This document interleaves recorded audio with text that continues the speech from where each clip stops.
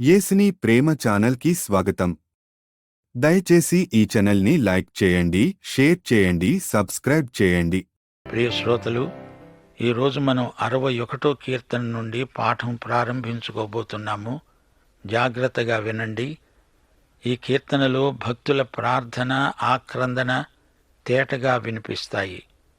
61 నుండి 68 కీర్తన వరకు ఇలాంటి ప్రార్థనలే మనము వినబోతున్నాము. దావీదు హృదయములో నుండి పెల్లుబికి వచ్చిన ప్రార్థనలు ఇవన్నీ. ఈ రోజుల్లో ప్రార్థనలు యాంత్రికంగా ధ్వనిస్తున్నాయి. ప్రార్థన విశ్వాసి యొక్క హృదయపు అట్టడుగు నుండి లేచి రావాలి.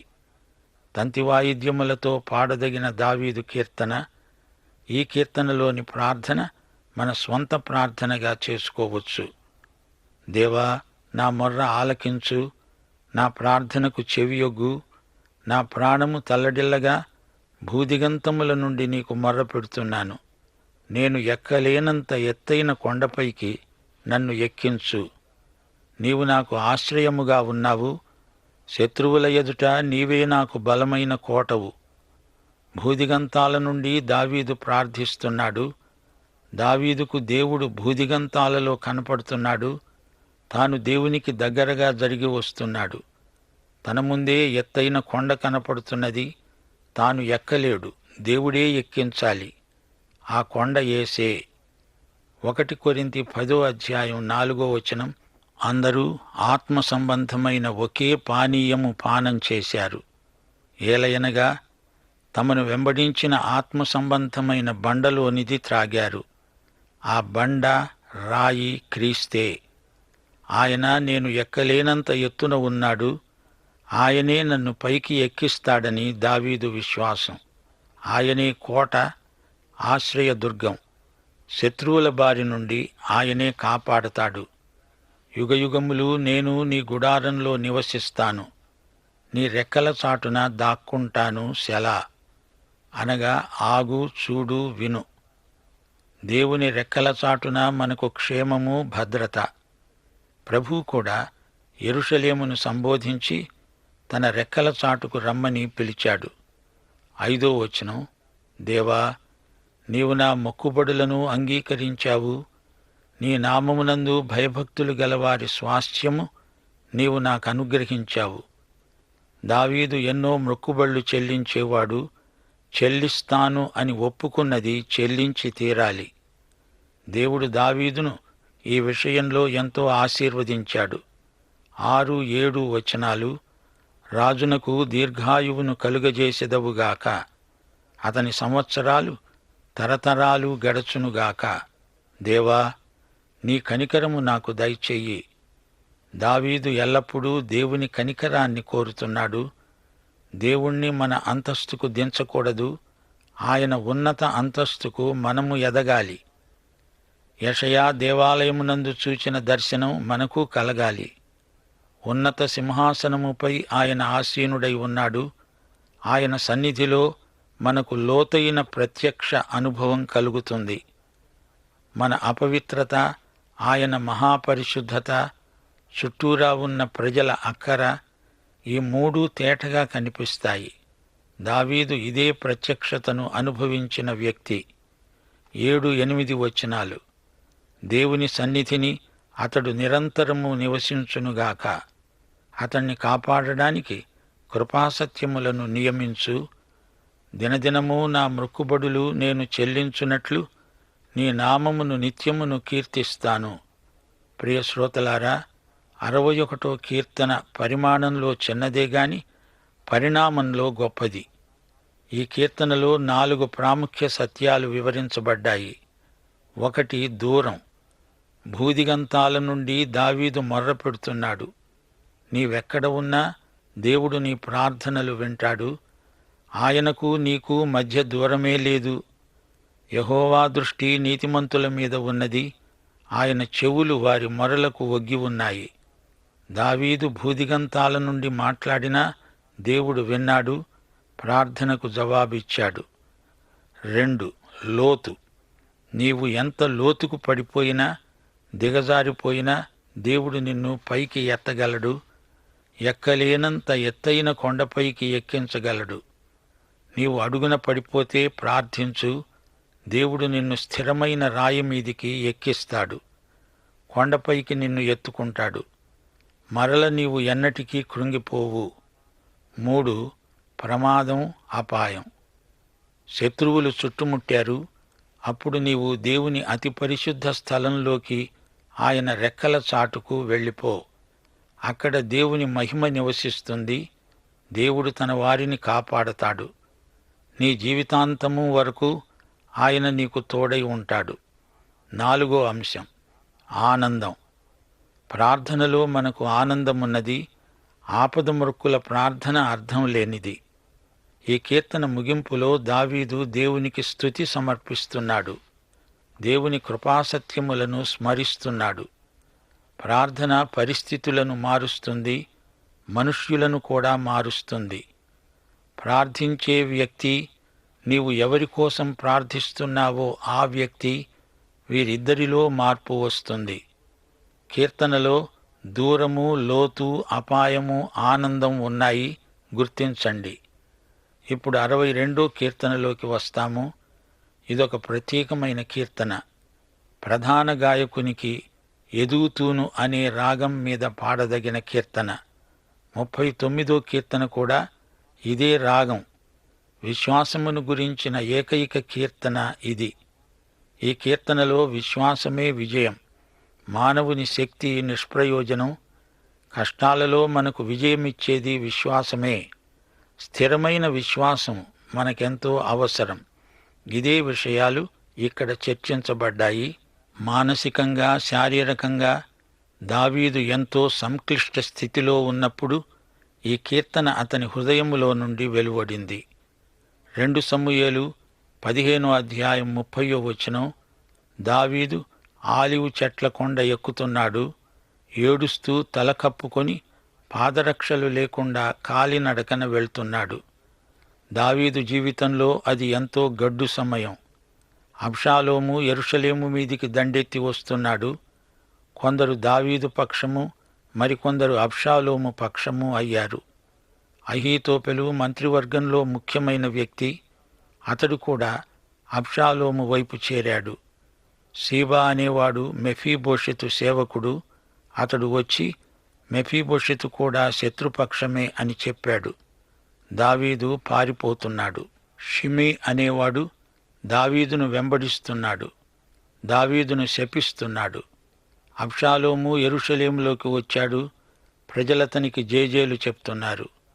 ఆ ప్రజలే, అనగా వారి వంశీకులే, యేసు ప్రభువుకు హోసన్నా అన్నారు.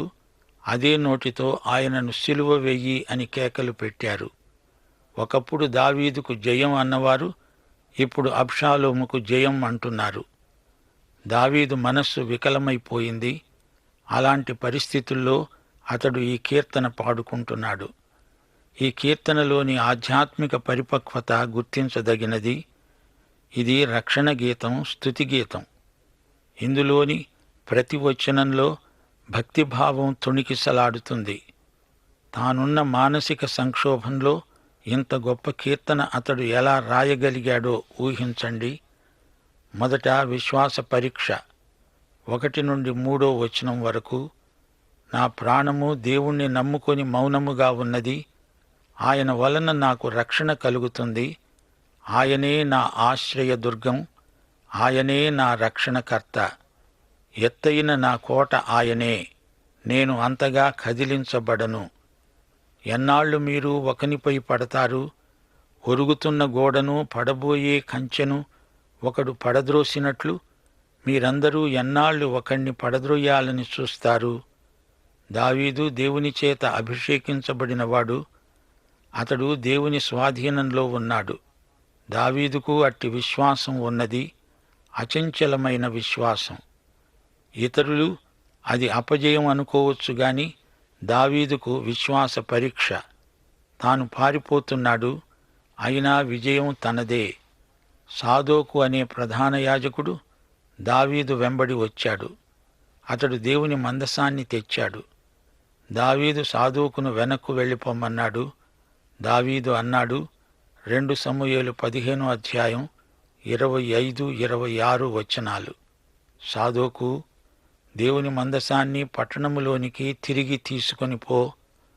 యెహోవా దృష్టికి నేను అనుగ్రహము పొందిన ఎడల ఆయన నన్ను తిరిగి రప్పించి దానిని తన నివాస స్థానమును నాకు చూపిస్తాడు.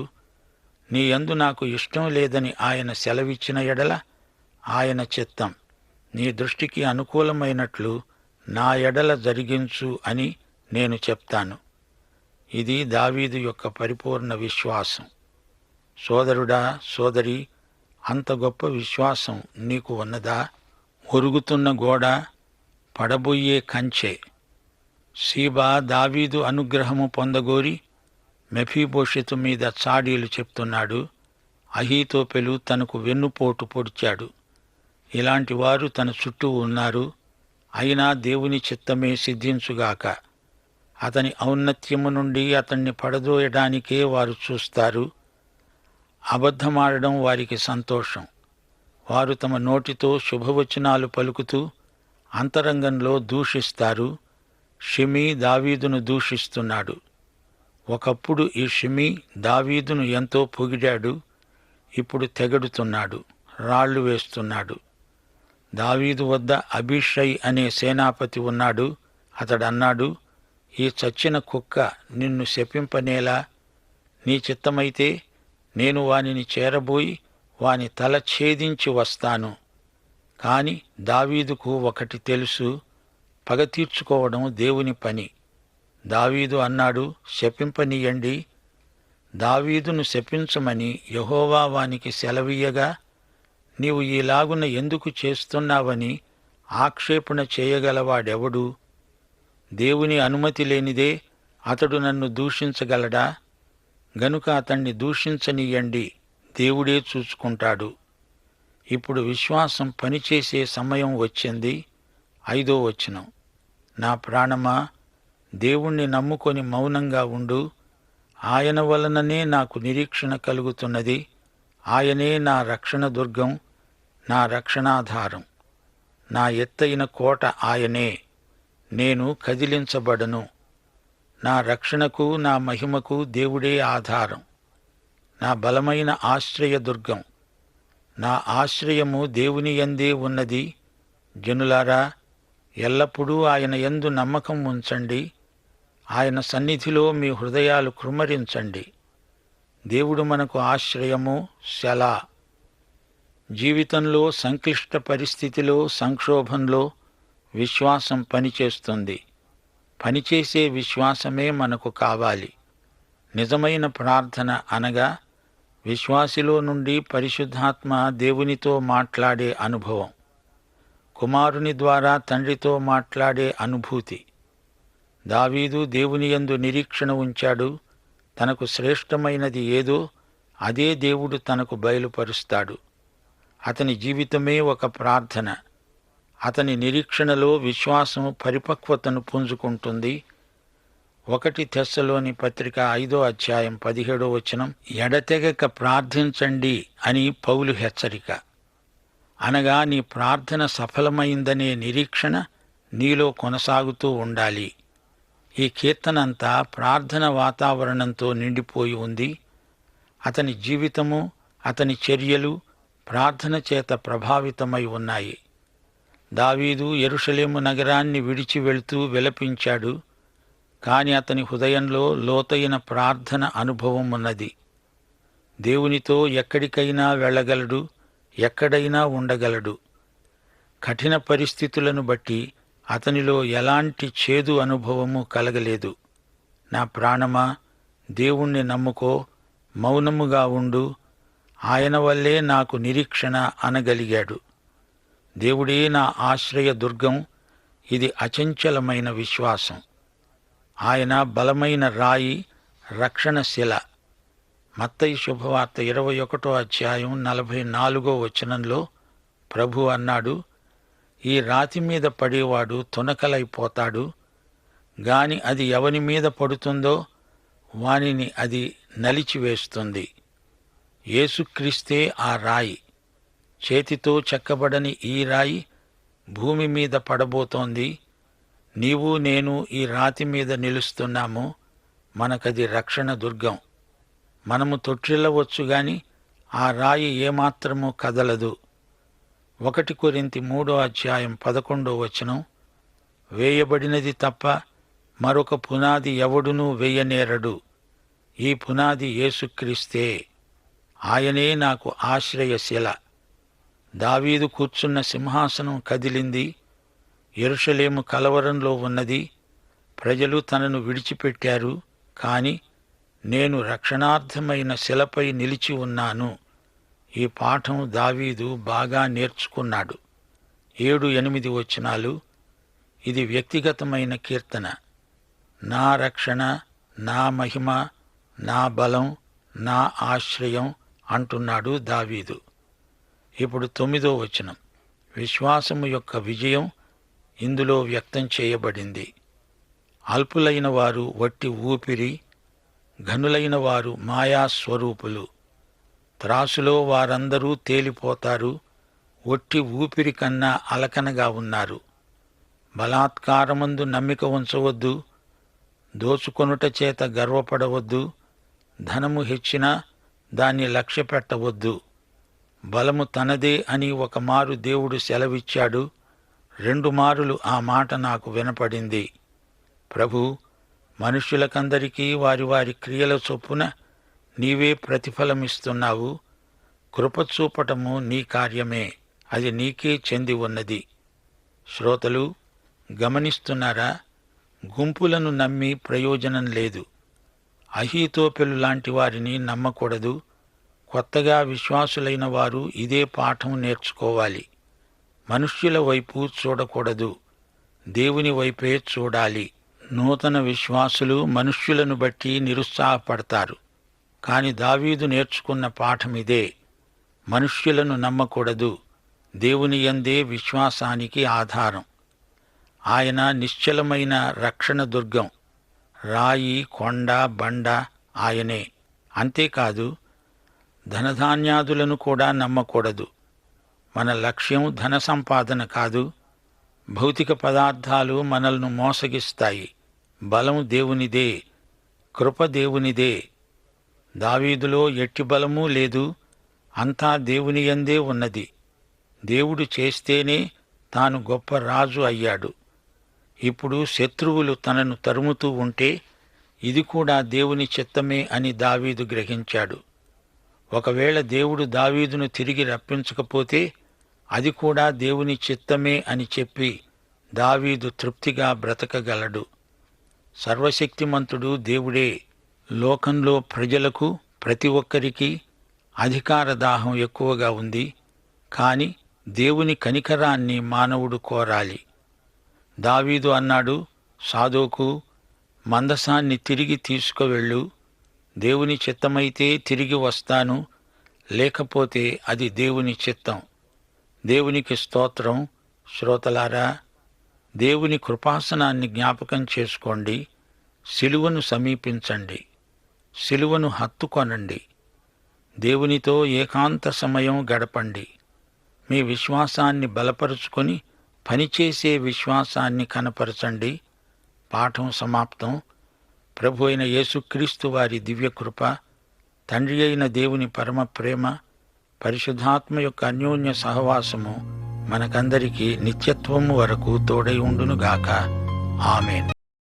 దయచేసి ఈ ఛానల్ని లైక్ చేయండి, షేర్ చేయండి, సబ్స్క్రైబ్ చేయండి.